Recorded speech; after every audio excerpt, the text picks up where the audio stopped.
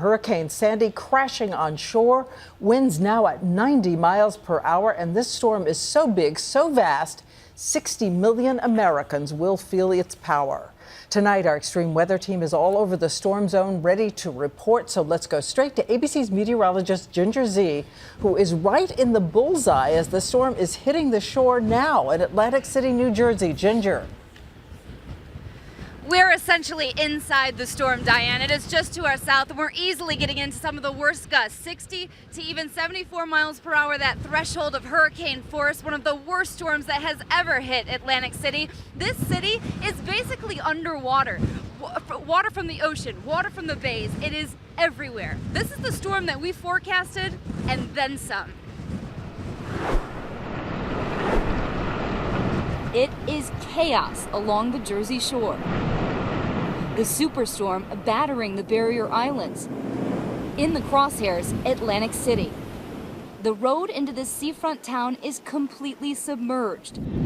Damage started early. Massive chunks of boardwalk littering the streets. Street after avenue after cul-de-sac inundated. So we just picked one, Blaine Street, and started knocking on doors. Made arrangements with our upstairs neighbors in case the water starts coming up into our house to go ahead and go upstairs. And we've got our kids. We're just going to snuggle in a ball and hope for the best. Once the surge peaks, at high tide, waves at the shore could grow to 20 feet. Out at sea, up to 40 feet. You gotta take a look at this. All the winds have picked up, and this is what happens. Debris like pieces of the boardwalk have come for 3 blocks. That's the ocean back there. Huge waves crashing up and over. Did you see that one? Pushing ocean water. The storm is on top of us right now. And it's only going to get worse during the next high tide. So this is taking shelter, what you're seeing right now. That's what we're doing, if you can believe it or not, one of the safest and driest places. This will be a historic storm for so many, but the storm surge is still 90 minutes away from high tide here. We'll have many more pictures throughout the broadcast, of course, but for now we'll head back to Diane. Okay, thank you, Ginger, and we'll be checking in with you throughout this 1-hour broadcast. And now this is the view from above. The superstorm already stretching across 1/3 of this country from Florida to Canada. 1,000 miles long, delivering the kind of rain seen once every century. The flooding waters rising for hours to come, as Ginger said, and ABC's weather editor Sam Champion is reporting now from Lower Manhattan, also about to be hit. Sam? Yes, and Diane, I'm standing in water. New York Harbor is actually over the edge here, and we're standing in it. This is, by the way, driftwood that just washed up. Now, you know, before I came to ABC News, I covered New York weather for 25 years. I have never seen water in Lower Manhattan. There is water now on the streets in Lower Manhattan. Let's show you where this storm, by the way, is going to make its move once it's now on shore.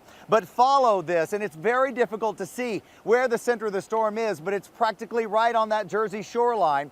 But then this storm continues to be a problem even once it's on shore, kind of stepping into that Pennsylvania border by the time we get to Tuesday. Then spends Tuesday, almost all day Tuesday, in Pennsylvania. Then Wednesday, almost all day Wednesday into Thursday in western New York State. Each one of those areas will have tropical storm force wind gusts and still some heavy rain and flooding to be delivered with this storm. And it was an amazing little surprise that Sandy had in store for us when at the very last minute, almost like sprinting for the finish line, Sandy made a motion straight for the Jersey shoreline, almost doubling its speed. The East Coast is being pummeled with the power of a record-breaking superstorm. Oh my God, it's washing everything away! 90-mile-per-hour winds, driving rain, record-breaking high tides, and rough surf lashed the coastline as the storm made landfall in southern New Jersey. The mid-Atlantic and southern New England shores hit hard by flooding. Water lapping at the doors and sea foam piled up high on the boardwalk in Seaside Heights. In New York City, a construction crane buckled, dangling in high winds and raising the concern of other construction sites. The governor closed bridges, tunnels, and doubled the number of National Guard troops deployed.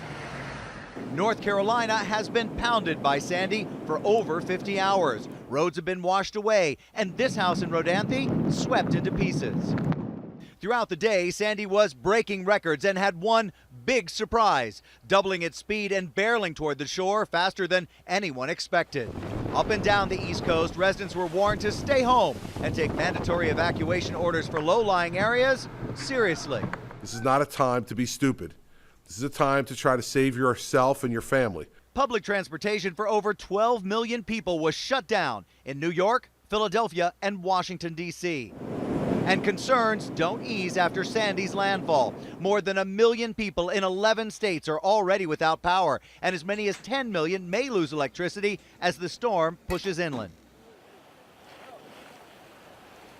This is a record surge of water, Diane, that we're witnessing right now. If you could see on the other side of New York Harbor, one of the superlatives is the largest storm surge ever in Sandy Hook, New Jersey, right over there at just about 8 feet. And now this water is rushing over the edge of lower Manhattan. And if you think this storm was just a New Jersey coast wind maker, yes, those winds were about 90 miles per hour on the shore there, but we also had an 86 mile per hour wind gust as far north as the Rhode Island coast. Diane? Okay, Sam, we'll be checking back in with you as well. And now we go to Rehoboth Beach, Delaware. As you heard Sam say, an estimated 10 million people are at risk of losing power.